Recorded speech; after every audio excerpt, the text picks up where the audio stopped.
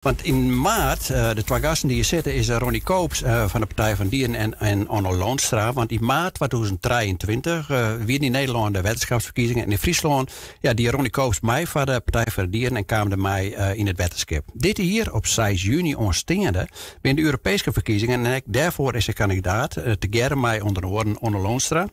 En Onno is voorzitter van de Partij van de Dieren in Friesland. En ja, ze zijn hier beiden bij in de studio. Welkom, Koops en Loonstra. Dank u wel. Koops, even kwart waarom zijn. Dick en Ierlien, wie in jouw ekbuis in de studio. Toen nog als kandidaat wetenschapslid. Nou ja, binnen verkozen en inmiddels zit je niet erin. Even in een kwarte terugblik van, wat wie is vorig jaar maart? Dat nou joggen, wat is er al hier gebeurd? Ja, klopt. Ja, er is een hele protte gebeurd. Hè. Wij gaan mij die in onze coalitiebesprekingen. En onze fractie is net in de coalitie kwam. We hebben een paar breekpunten, met name op het gebied van hoe we omgaan bijvoorbeeld met de muskusratbestrijding. Daar stieren we echt net achter. Wij zetten volle meer in op preventieve maatregelen. En we zijn van de hengelsport, de sportfiskersverenigingen. Die moesten eigenlijk loskoppelen worden van het wetenschap. Natuurlijk door die hele volle goede dingen.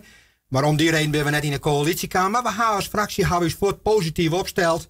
We hebben altijd zijn van wij zijn experts op het gebied van natuur, biodiversiteit. En als er vragen ook binnen of wat er kunde nodig is, dan zijn wij degene die daar heel graag om mij denken willen. Nou, en dat had ik wel bleken dingen, want in dat hier ben wij eigenlijk uitnodigen voor een presentatie biodiversiteit.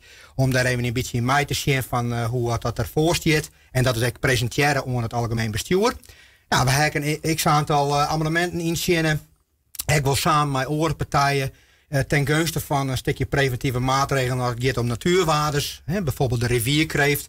Dus die in een stukje begrutting dat die bestreden worden moest. Nou, wij hebben van jongens beluisterd. Wie moet ik volle meer zien naar de natuurwaardes herstellen. Waar terug dat er natuurlijke predatie komt. Nou, dat soort dingen ben al hier onnam. Dus ja, wij hebben als Partij voor de Dieren nu ideaal heel goed verdedigen in het algemeen bestuur. En denken dat we dat terugzetten maar op die manier. Ja. Dus op zich, wel eigenlijk wordt het vrede. Nou, even waarom zo. Als ik weer omzien hoe het laatste is, zit er natuurlijk voor u al in naaien. Je moet ook heel veel inkomen met instrumentarium wat je beschikbaar hebt.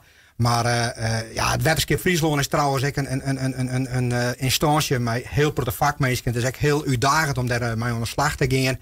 En we hebben een prachtig mooi hier gewoon wat dat betreft. Dus het belooft wat voor de toekomst. Ja. Maar zorg even nu, want ja, de toekomst die zit er eigenlijk op. 6 juni verkiezingen. En je staan beiden op een lijst voor de Europese verkiezingen. En dan zorg ik even links naar Loonstra, want die zit dichterbij mij. Maar ja, dat is toch wel heel wat oors dan voorzitter te werden van de Partij van Dieren in Friesland, of niet? Ja, nou eigenlijk is het, ja, zo volle oors is het net, want je vecht je voor dezelfde idealen en je staat achter dezelfde punten van de partij. En ja, elke wijze waarop je daar een bijdrage kan om de wereld in te helpen, die pak je dan aan. Dus zo verschillend is het net, nee. Nee, maar de hele context waarbij dat het plak vindt, denk ik, is wel heel verschillend. Ja. Als ik mijn perceptie van het Europese parlement, dan, vanuit de vierde wijze ook een heel groot logapparaat, wat 1 keer per week volgens mij altijd weer verhoezet. En daar moet je dan je partijpunten onder de aandacht brengen en proberen er wat uit te halen. Ja, dat is weer, maar de kaders bijvoorbeeld bepaald in Europa. Dus dan kun je nog zo vergaderen en dingen de meesten beloven. Maar dat Europa dat net wil, dan gebeurt dat echt net. Dat is dan ook maar de verkiezingen van de laatste keer. Er worden al je dingen beloofd, maar die kennen ze echt net weer maatje. Want Europees is het ben dingen timmeren. En dan kun je dus dat net weer maatje wat je dan beloven. Dus daarom is het echt heel belangrijk om wel te stemmen in Europa. Want dan kun je toch nog wat bijdragen aan de verhoring. Ja, want dit al is voor jou extra Koops, denk ik, hè? Of show je daar oors naar?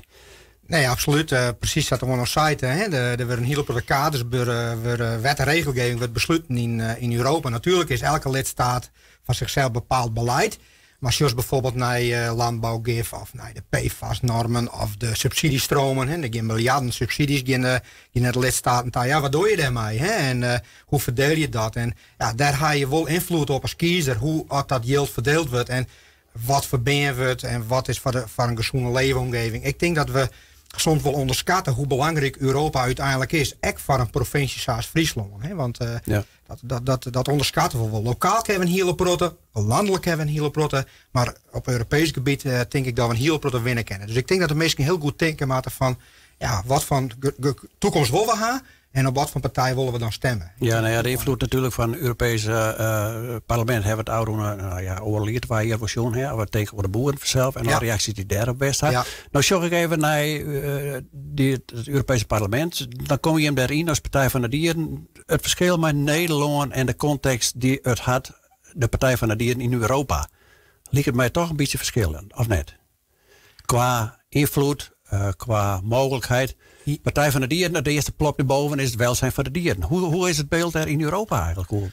Ja, nou ja, dat denken de meesten altijd als eerste al. Ja. Ook omdat het zo heet, de Partij van de Dieren, maar we zijn wel heel breed. Een mens is ook een dier. We zijn al je dieren, dus we zijn eigenlijk voor de natuur ontwerp, voor iedereen. En er zijn ook een heleboel Partij voor de Dieren, partijen in oorlanden. Dat komt ook op.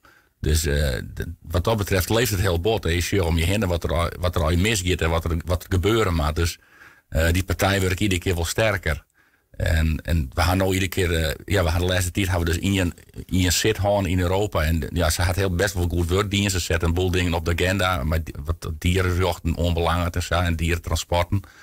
Dus er wordt wel wat bereikt. En je gaat wel stapje voor stapje. Maar er komt wel iedere keer meer. Ja, want dat is Anja Hazekamp, dat is de Grijze bioloog, die zit dan in het Europese parlement. Ja. Als ik daar naar zoek, daar has de verdeling in het Europese land in een aantal grotere fracties.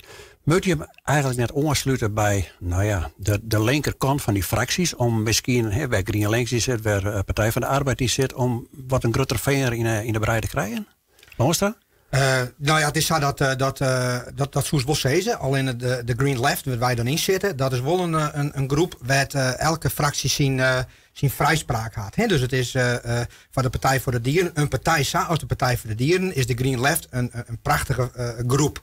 In de Groenen, zeg maar zeggen. Dat is een groep waar wat volle meer regelgeving is, waar wij spreken, wat van fractie wij spreken, wat wordt geagendeerd. En daar zitten we wat meer vast. En toen was net vergeten dat we als Partij voor de Dieren, zoals bij alle politieke partijen, dat heel vaak concessies dienen worden. En ja, wij als Partij voor de Dieren binnen net zo van. Wij stellen heel helder, duidelijk, op een positieve manier. Agenderen wij zaken. En in die Green Left is dat de mooiste groep. Daarmee onze fractie en ook de fracties dat onjouwt. Die dierenpartijen, die kennen dat ook. Die kunnen heel makkelijk iets agenderen en iets zeggen. En daar ben ze helemaal vrij in. En daarom past dat heel goed bij ons als Partij voor de Dieren. Oké, nou ik denk dat dat een mooie afsluiting is. Ik wil je hem volle succes wensen. Dank u wel. Je hem even zien op plak 35 en 32. Dus de kans is misschien net heel groot dat je hem erheen kent. Maar het is goed denk ik om daar op die manier mee bezig te werden. En zo'n succes en bedankt voor je komst. Dank u wel. Dank u wel. Tot volgend keer. Ja.